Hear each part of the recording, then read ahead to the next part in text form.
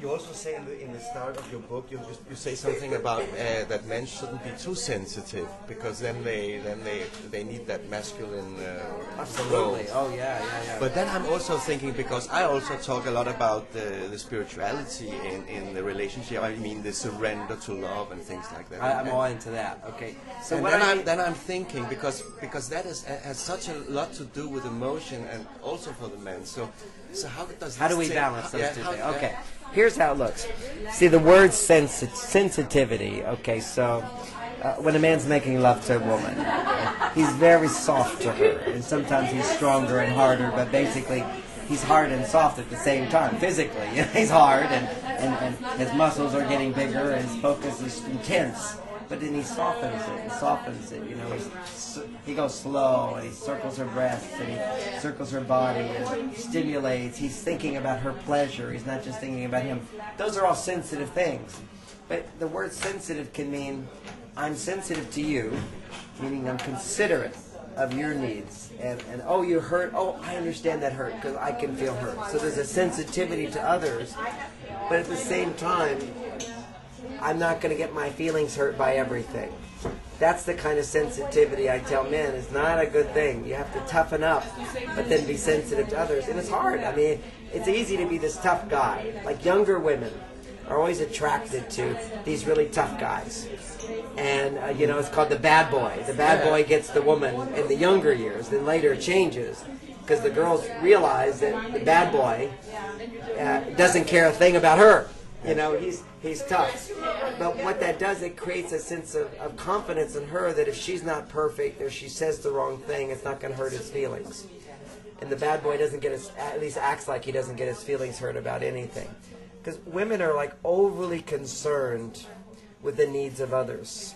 They think about everybody all the time. So if she's with a guy who is not needy, and she doesn't have to worry about saying something might hurt his feelings or whatever, that's like a little vacation for her. She doesn't have to worry so much about him. And then he becomes a man.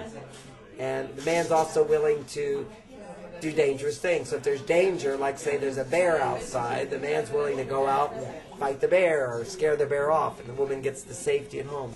She could do that, but that then stimulates testosterone in her, and then that raises her stress. But we go out and look for the bear. We're being courageous. It lowers our stress, increases our libido, makes us more manly, makes us feel better. And she feels, oh, okay, I have someone who's taking care of me. So men have to be careful. If they get too sensitive, meaning my feelings are hurt, or I'm upset about this, or I'm afraid about this, or I'm sad about this, about little things, then it's a big turnoff to women. If a man has feelings about big things, like I'm sad my brother died, or I really wanted to do this and it didn't work and it was important to me, then he shares his feelings about that. Women love that. But when men start talking about their feelings about little things, then she feels like you're a child and she has to take care of you all the time. And that's a turnoff to her. Okay, I see. So my best example of this is one time we're going on a romantic getaway. We're staying in the woods. And literally we thought there was a bear outside. And so I went out to look and came back in, and we had great sex that night, right? Because now imagine, and I said to her, honey, you stay by the phone, call for help if I call to you, And so she's waiting by the phone, I'm doing the dangerous thing, I come back in, and we have great sex. Now let's turn it around. Let's imagine that we're both there, and I say, honey, there might be a bear outside, we're both scared. Will you go outside and look, and I'll sit by the phone?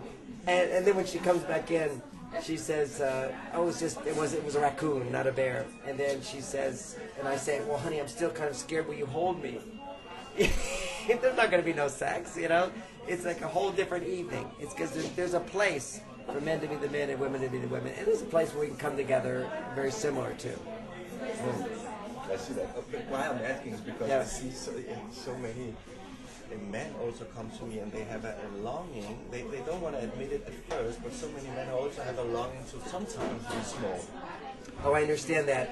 And what it is that, but there's a need, and people also have a longing to drink alcohol, and they have a longing to take cocaine, and they have a longing to do drugs, and they think that's what they really need. They don't need that. And when you're describing that longing, I understand that every man has a feminine side. And if I cannot be the man to a woman who's in her feminine side, then I will begin feeling my own feminine side like I need to be that. What men need is women to be that. And if you can have a woman be that, then you don't need that. But when I don't have a woman to be that, then I have a strong longing to be very sensitive and very vulnerable and share that and to talk about that and so forth. It's a beautiful thing, but it's not the right direction for men.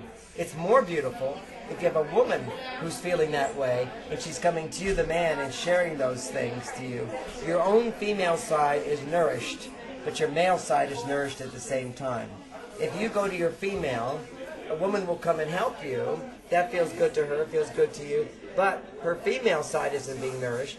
Your male side isn't being nourished. And you're a man, and she's a woman. So eventually those relationships, they go down south as opposed to getting better. So anyway, that's my thought with that. Okay. And, they're wanting me to take time to see Denmark. And But there's a place for that, and there are big problems. There's like we all have traumatic things in our childhood, and that's the childlike part of us, the vulnerable part of every man or woman, and sometimes that needs to be addressed. And my message, I suggest men not do to their lover, to their girlfriend, to their wife, to share that part of it. That's what's been called therapy. You go to somebody to be your therapist, to help you get in touch with your childlike feelings. You know, I wrote a book called How to Get What You Want and Want What You Have.